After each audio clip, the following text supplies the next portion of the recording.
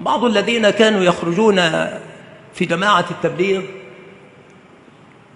أثرت عنهم حكاية طريفة نختم بها هذا المجلس إن شاء الله تعالى.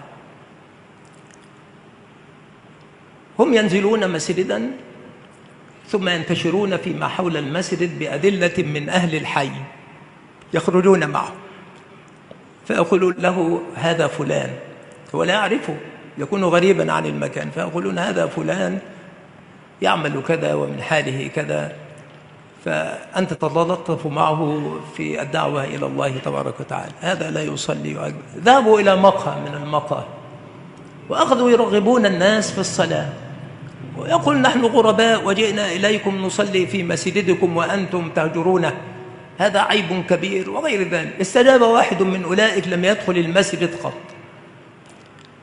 قال ولكني لا أعرف شيئا يتعلق بالصلاة ولا بغير ذلك. قالوا لا بأس نعلمك. علموه الوضوء بالطريقة العملية، علموه الصلاة. مكثوا في المسجد 3 أيام. في اليوم الثالث هناك ما يسمى عندهم بالبيان الختامي، يقولون هذا يوم الحصاد، هذا هو اليوم الذي نحصل فيه الثمرات، يعني من يقتنع ممن شهد معهم هذه الأيام لكي يخرج معهم ويكون على طريقتهم وفي جماعتهم.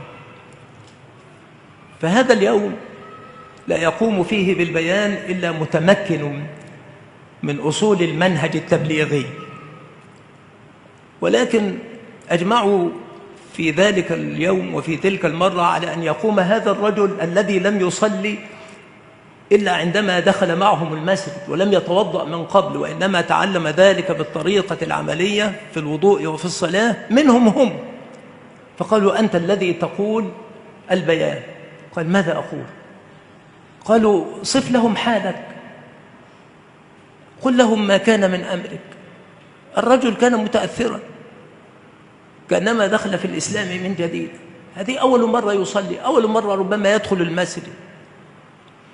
فقام بعد صلاة العشاء ملتفتا إلى الجمع وبكى متأثرا، فلما خف تأثره قال والله يا أخوانا أنا كنت حمار زيكم كده وربنا أكرمني بالناس ديت والحمد لله.